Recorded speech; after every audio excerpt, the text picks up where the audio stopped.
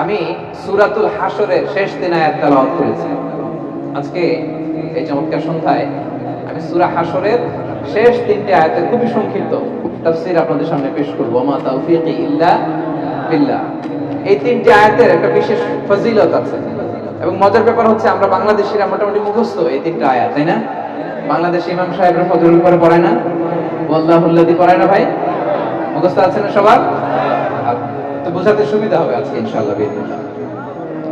এই 3টা আয়াতের একটা ফজিলত আছে, ভার্চু বা ফজিলত সুনানে তিরমিজিতে বর্ণিত হয়েছে। রাসূলুল্লাহ সাল্লাল্লাহু আলাইহি ওয়াসাল্লাম বলেন, মান ক্বালা হিনা ইউসবিহু 3 মাররাতিন আউযু বিল্লাহিস সামিউল আলিম মিনাশ শাইতানির রাজীম, যে ব্যক্তি সকালবেলা 3 বার পড়বে আউযু বিল্লাহিস সামিউল আলিম মিনাশ শাইতানির রাজীম ওয়া ক্বারা 3 আয়াতিন মিন আখিরি সূরাতিল হাশর, এরপর সূরা হাশরের শেষ 3 আয়াত পড়বে, ওয়াক্কালাল্লাহু বিহি ৭০,০০০ মালাক লাহু ইউসাল্লুনা লাহু।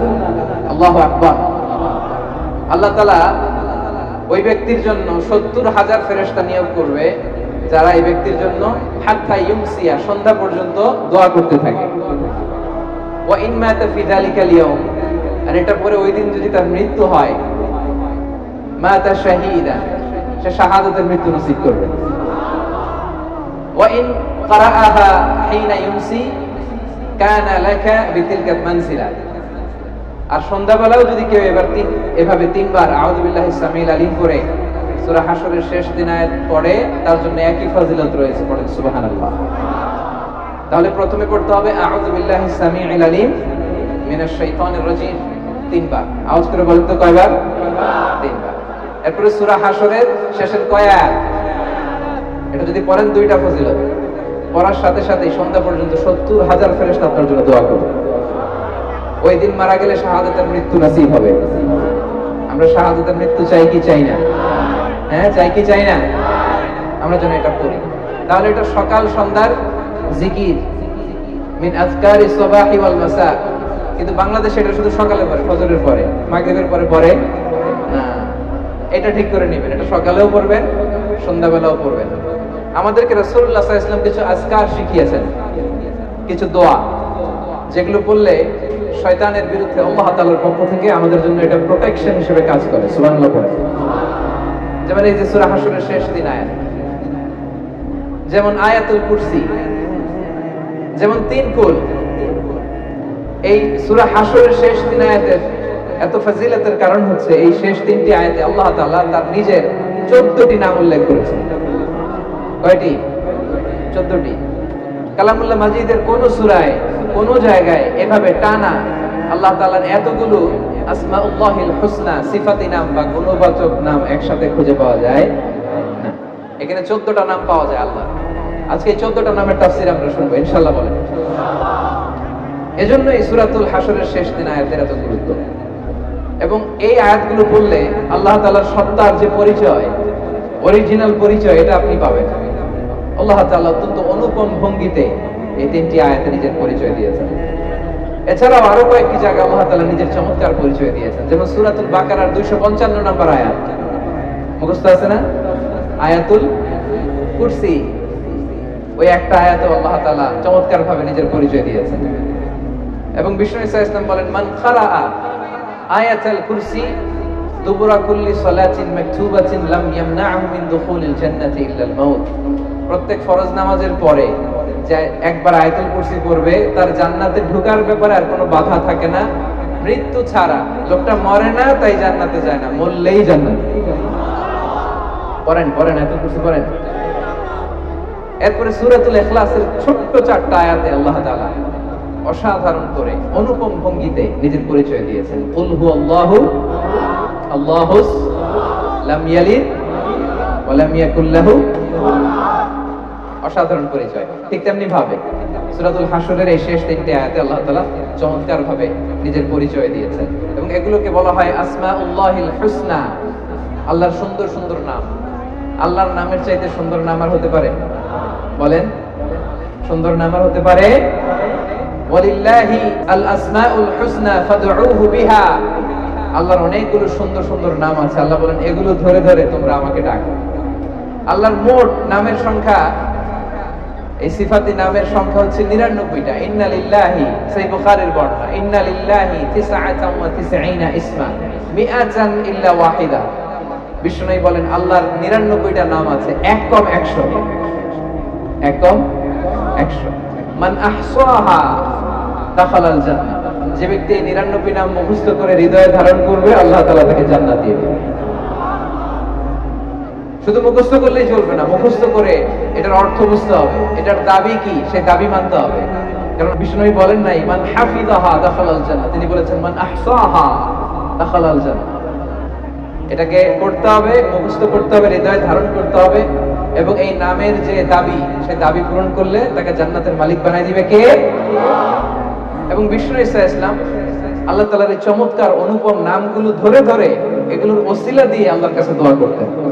বিষ্ণু বলতেন আসআলুকা বিকুল্লি ইসমিন হুয়া লাক সাম্মাইতা বিহি নাফসাক। আল্লাহ, আপনার যত নাম আছে, যে নামগুলো দিয়ে আপনি আপনার নিজেকে নামকরণ করেছেন, ওই সব নামের ওসিলা দিয়ে আমি আপনার কাছে চাই। আও আনজালতাহু ফি কিতাবিক, অথবা আপনার যত নাম আপনি আপনার কোন আসমানি কিতাবে নাজিল করেছেন, সেগুলোর ওসিলায় আমি আপনার কাছে চাই। আও আল্লামতাহু আহাদাম মিন খালকিক, অথবা আপনি আসমানি কিতাবে নাজিল করেন নাই, আপনার কোন প্রিয় বান্দাকে আপনি স্পেশালি জানিয়েছেন, কোন নবীকে স্পেশালি কোন স্পেশাল নাম জানিয়েছেন, ওইটার ওসিলায় আপনার কাছে আমি চাই। আও ইস্তাআসারতা বিহি ফি ইলমিল গায়বি ইনদাক, অথবা আপনার যেই নাম কোরআনেও নাই, হাদিসেও নাই, কোন নবী ওলিরাও জানেন নাই, এই নাম শুধু আপনি জানেন, দুনিয়ার কেউ জানে না, ওই নামগুলোর ওসিলা তো আপনার কাছে চাই। সুবহানাল্লাহ বলবেন না? তার মানে বিষ্ণু ঈসা ইসলাম আল্লাহর নামগুলো ধরে ধরে দোয়া করতেন। আজকে আমরা এই 14টা নামের তাফসীর শুনবো ইনশাআল্লাহ বিইজনিল্লাহ। তাহলে আমরা আর কাল বিলম্ব না করে সরাসরি সূরাতুল হাশরের শেষ 3 আয়াতের তাফসীরের দিকে যাচ্ছি। পড়ুন, আওয়াজ করে আমার সাথে সাথে পড়ুন। আউযু বিল্লাহি মিনাশ শাইতানির রাজীম। বিসমিল্লাহির রাহমানির রাহিম। ওয়াল্লাহুল্লাযী লা ইলাহা ইল্লা হু আলিমুল গায়বি ওয়াশ-শাহাদাতি হুয়ার রাহমানুর রাহিম। সুবহানাল্লাহ পড়েন। ওয়াল্লাহুল্লাযী লা ইলাহা ইল্লা হু, হুয়াল্লাহ, তিনি হচ্ছেন আল্লাহ। লা ইলাহা ইল্লা হু, তিনি ছাড়া কোনো ইলাহ নাই, কোনো মা'বুদ নাই। আলিমুল গায়বি ওয়াশ-শাহাদা, তিনি দৃশ্য জগতের জ্ঞানও রাখেন, অদৃশ্য জগতের জ্ঞানও রাখেন। হুয়ার রাহমানুর রহিম, তিনি মেহেরবান, তিনি দয়ালু। সুবহানাল্লাহ পড়েন। তাহলে আল্লাহ নিজের পরিচয় প্রথমে দিলেন আল্লাহ দিয়ে, তিনি বললেন হুয়াল্লাহ, তিনি হচ্ছেন আল্লাহ। আওয়াজ করে বলেন তো তিনি কে? আল্লাহ। আল্লাহ নামটা ডাকতে আপনাদের কেমন লাগে? ভালো লাগে? তাহলে আওয়াজ করে আল্লাহরে ডাকেন তো, বলেন ইয়া আল্লাহ। আওয়াজ তুলে পড়ুন ইয়া আল্লাহ, ইয়া আল্লাহ।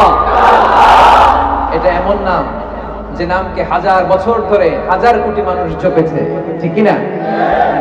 এটা এমন নাম যে নাম জপলে হৃদয়ের মধ্যে প্রশান্তির হাওয়া বয়, ঠিক কি না? কি সুন্দর নাম আল্লাহ।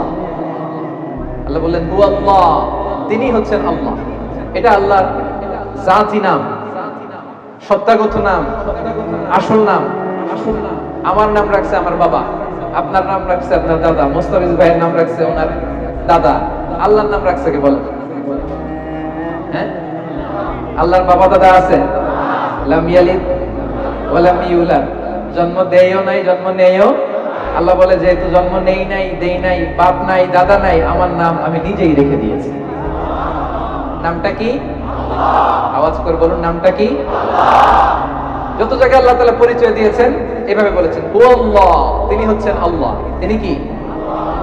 আবার বিভিন্ন জায়গায় আল্লাহ তাআলা বলেছেন নিশ্চয়ই আমি আল্লাহ। ইন্নানি আনাল্লাহু লা ইলাহা ইল্লা আনা ফা'বুদনি ওয়া আকিমিস সালাতা লিযিকরি। নিশ্চয়ই আমি হলাম আল্লাহ। তিনি কে? ইন্নানি আনাল্লাহ লা ইলাহা ইল্লা আনা, আমি আল্লাহ, আমি ছাড়া কোনো ইলাহ নাই। এক ইলাহ, তিনি প্রথম, তিনি শেষ, তিনি প্রকাশ্য, তিনি গোপন। যখন কেউ ছিল না তখন ছিল কে? যখন কেউ থাকবে না তখন থাকবে কে? তিনি সূচনাহীন, অতীত থেকে আছেন, তিনি শেষহীন, ভবিষ্যৎ পর্যন্ত থাকবেন। হুয়াল আউয়াল হুয়াল আখির, তিনিই প্রথম, তিনিই শেষ, ঠিক কিনা? এজন্য রব্বুল আলামিন বলেন হুয়াল আউয়াল ওয়াল আখির ওয়াল যাহির ওয়াল বাতিন ওয়া হুয়া বিকুল্লি শাইইন আলীম। আল্লাহ বলেন আমি প্রথম, আমি শেষ, আমি প্রকাশ্য, আমি গোপন, আমার আগেও কেউ নাই, আমার পরেও কেউ নাই। তিনি কে?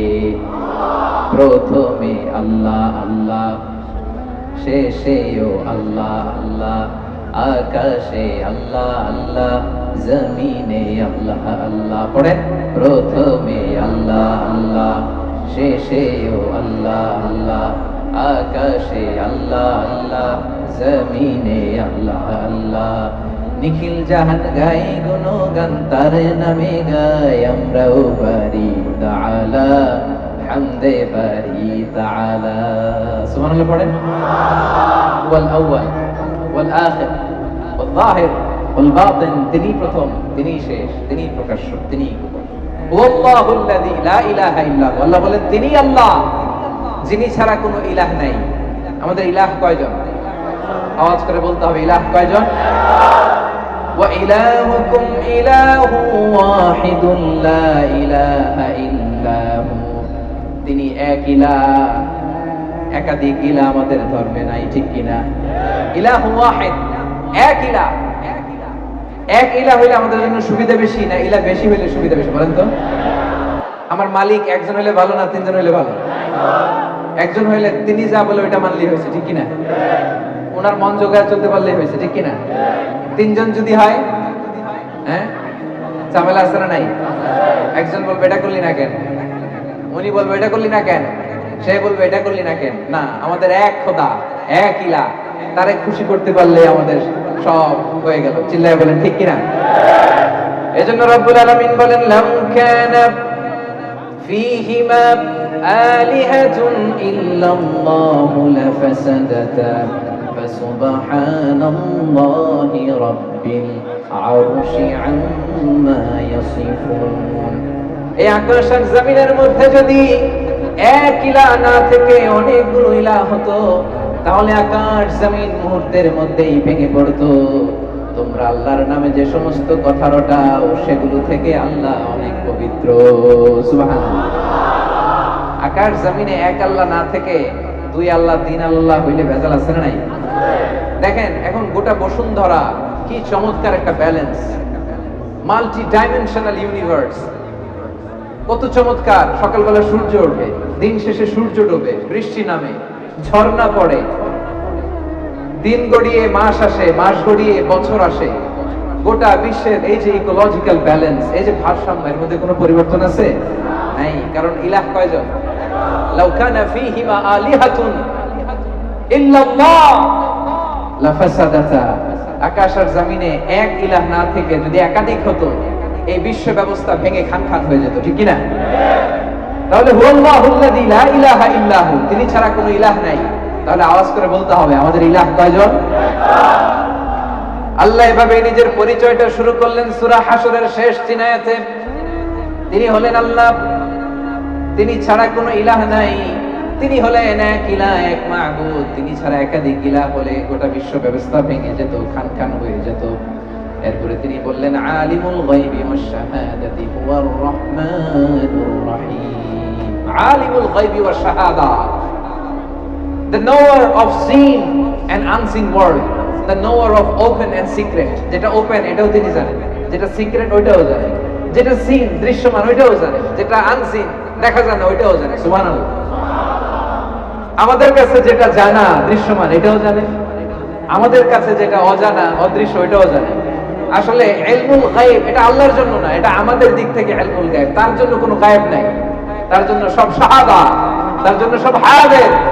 তিনি মহাবিশ্বের শুরু থেকে শেষ পর্যন্ত এক গ্লেন্সে একবারে দেখেন। চিল্লায় বলেন ঠিক কি না? অতীত, বর্তমান, ভবিষ্যৎ এটা আমাদের জন্য। আল্লাহর জন্য অতীত আছে, বর্তমান আছে, ভবিষ্যৎ আছে। সেই মহাবিশ্বের শুরু থেকে শেষ পর্যন্ত তার কাছে সমান।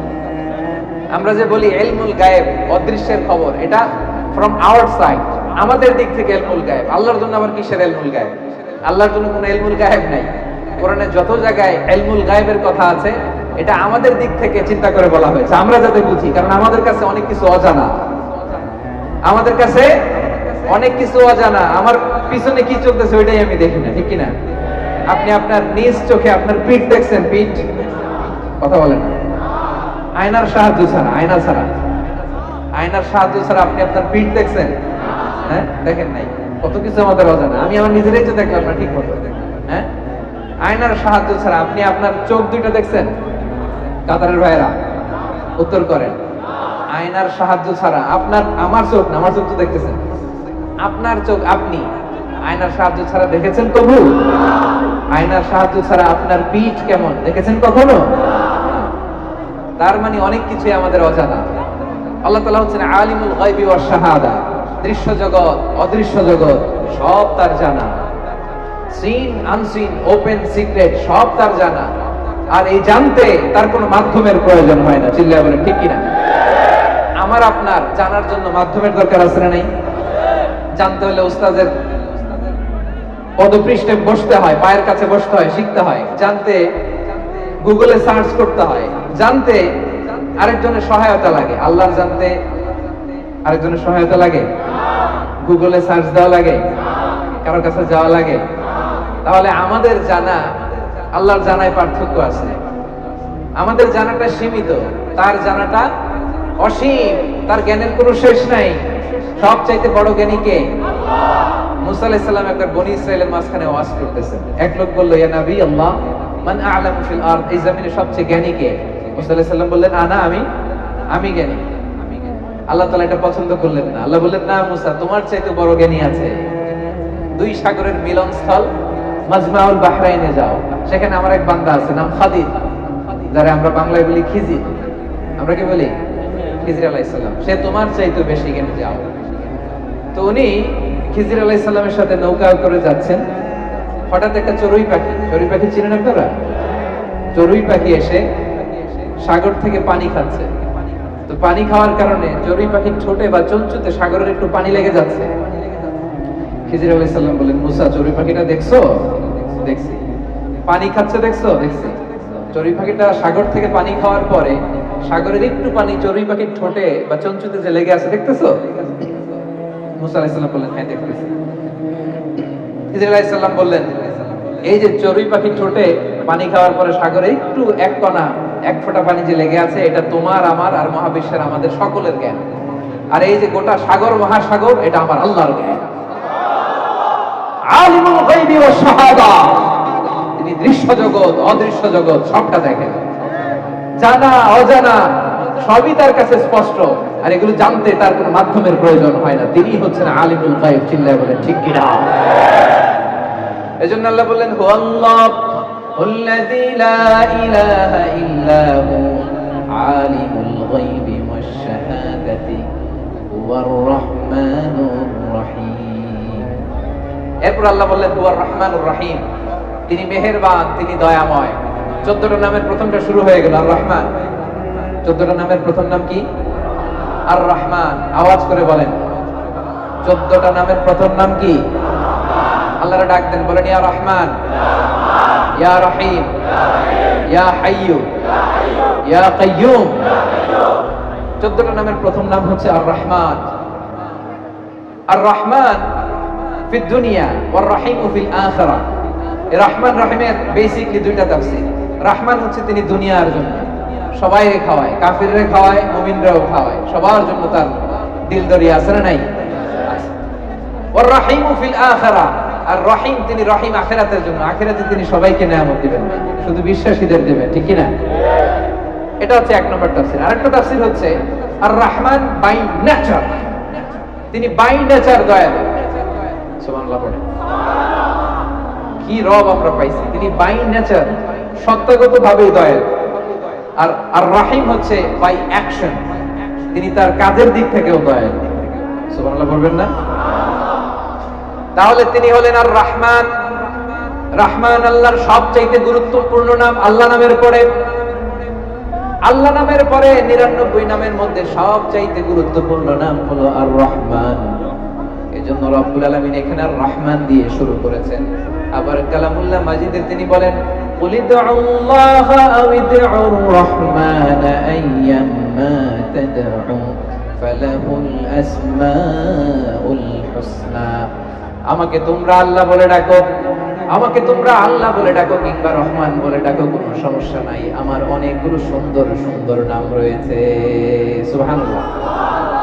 আমার আল্লাহ ডাকো কিংবা রহমান ডাকো, তার মানে রহমান নামটা আল্লাহ নামের খুব কাছাকাছি। One of the major names of Allah সুবহানাহু ওয়া তাআলা, আল্লাহর মৌলিক একটা নাম। আল্লাহর পরে সবচেয়ে গুরুত্বপূর্ণ নাম আর রহমান। সবচেয়ে গুরুত্বপূর্ণ নাম কি? আর রহমান। তিনি দয়ার সাগর, তিনি মেহেরবান, তার দয়ার কোনো শেষ নাই। সুবহানাল্লাহ পড়েন। রাসূল সাল্লাল্লাহু আলাইহি ওয়াসাল্লাম বললেন মক্কার কুরাইশদেরকে তোমরা রহমানের জন্য সিজদায় লুটিয়ে পড়ো। তারা বলে রহমান আবার কে? Who is this Rahman? আমরা তো রহমানকে চিনি না। তখন আল্লাহ তাআলা নাজিল করলেন ওয়া ইযা ক্বিলা লাহুম উসজুদু লির-রহমানি ক্বালু ওয়া মার রহমান। তাদেরকে যখন বলা হয় রহমানের জন্য সিজদা দাও, তারা বলে রহমানকে? রহমানকে চিনি না। তারা কি বলে? রহমানকে চিনি। আল্লাহ বলে রহমানকে চিনো না, তাহলে চিনে নাও। এজন্য আল্লাহ তাআলা ওই মুহূর্তে রহমান নামে কোরআনে একটা সূরা নাযিল করেছেন। পড়েন সুবহানাল্লাহ। তিনি নাযিল করলেন আর রহমানু আল্লামাল কুরআন খালাকাল ইনসান আল্লামাহুল বায়ান। দয়াময় রহমান শেখালেন কোরআন, বানালেন ইনসান, শেখালেন বায়ান। দয়াময় রহমান শেখালেন কোরআন, বানালেন ইনসান, শেখালেন বায়ান। দয়াময় রহমান শেখালেন কোরআন, বানালেন ইনসান, শেখালেন বায়ান। সুবহানাল্লাহ। তিনি রহমান, দয়ার সাগর। আরশের উপরে বিশাল সাইনবোর্ডে আল্লাহ তাআলা লিখে রেখেছেন সাবাকাত রাহমাতি গাদাবি, মানে আমি আল্লাহর রাগও আছে, আবার আমি আল্লাহর দয়াও আছে। তবে আমি আল্লাহর রাগের চেয়ে আমি আল্লাহর দয়া বেশি। পড়েন সুবহানাল্লাহ। এরপরে আল্লাহ তাআলার আরেকটা নাম হচ্ছে আল মালিক। আল মালিক মানে কিং, রাজাধিরাজ, ক্ষমতার অধিকারী। আসল ক্ষমতার অধিকারী কে? The ultimate authority, supreme authority তার। He is the king. আল কুদ্দুস, কুদ্দুস মানে অতি পবিত্র, সব অপবিত্রতা থেকে তিনি পবিত্র। আল কুদ্দুস। এজন্য রাসূল সাল্লাল্লাহু আলাইহি ওয়াসাল্লাম পড়তেন সুবহান কুদ্দুসুন রব্বুল মালাইকাতি ওয়ার রূহ। আল্লাহর আরেকটা নাম হচ্ছে আসসালাম, শান্তি, যিনি শান্তি দেয়, গিভার অফ পিস। শান্তি আসে একজনের পক্ষ থেকে, শান্তি দেওয়ার মালিক কে? আল্লাহর আরেকটা নাম হচ্ছে আল মুমিন, দ্য গিভার অফ সিকিউরিটি, যিনি নিরাপত্তা দেয় গোটা বিশ্বকে। আল্লাহর একটা নাম হচ্ছে আল মুহাইমিন, পর্যবেক্ষক। গোটা বিশ্বের কোথায় কি হয় সবার চোখ ফাঁকি দেয়া গেল, আল্লাহর চোখ ফাঁকি দেয়া যায় না। আল্লাহর একটা নাম হচ্ছে আল আজিজ, মহাপরাক্রমশালী, দ্য অলমাইটি। তার মোকাবেলায় কেউ মাথা তুলে দাঁড়াতে পারে না, তার সিদ্ধান্তে কেউ বাধা হয়ে দাঁড়াতে পারে না, তার ক্ষমতার সামনে গোটা বিশ্ব শক্তিহীন আর অসহায়। চিল্লায় বলে ঠিক কিনা? আল্লাহর আরেকটা নাম আল জব্বার, মহাপ্রতাপশালী, দ্য ডমিনেন্ট। আল্লাহর আরেকটা নাম আল মুতাকাব্বির, সুপিরিয়র, সবচাইতে বড়, তার চেয়ে বড় কেউ নাই। আল্লাহর একটা নাম হচ্ছে আল খালিক, স্রষ্টা, দ্য প্ল্যানার, যিনি সৃষ্টির প্ল্যান করেন। আল্লাহর আরেকটা নাম হচ্ছে আল বারি, যিনি প্ল্যান অনুযায়ী সৃষ্টিকে এক্সিকিউট করেন। আল্লাহর আরেকটা নাম হচ্ছে আল মুসাউবির, দ্য ডিজাইনার। ডিজাইনার, এটা নিয়ে লম্বা তাফসীর করার ইচ্ছা আমার ছিল। ডিজাইনার, এই যে ফিঙ্গারপ্রিন্ট, এত কোটি কোটি মানুষ, একজনের প্রিন্টের সাথে আরেকজনের ফিঙ্গারপ্রিন্ট মিলে না, কারণ ডিজাইনারটা কে? একজনের চেহারার সাথে আরেকজনের চেহারা মিলে না। ডিজাইনার কে? মায়ের পেটে থাকতে আমাদের ডিজাইন দিয়েছে কে? এরপরে আল্লাহ তাআলার আরেকটা নাম হচ্ছে আল হাকিম, প্রজ্ঞাময়। তিনি যা করেন, যা বলেন, তার কোনোটাই প্রজ্ঞা থেকে খালি না। এখন আমরা এই আল্লাহ তাআলার নামগুলো দিয়ে বেশি বেশি দোয়া করবো, আল্লাহ তাআলার কাছে বেশি বেশি চাইবো। রাসূল সাল্লাল্লাহু আলাইহি ওয়াসাল্লাম এই দোয়াই করতেন, এবং আল্লাহ তাআলার সাথে আমরা আমাদের সম্পর্ক বৃদ্ধি করব। প্রিয় ভাইরা, আন্তরিকভাবে আপনি আল্লাহর দিকে ঝুঁকে পড়ুন, গোটা বিশ্ব আপনাদের দিকে ঝুঁকে পড়বে। আল্লাহ তাআলা আমাদের সবাইকে কথাগুলো বোঝার ও আমল করার তৌফিক দান করুন।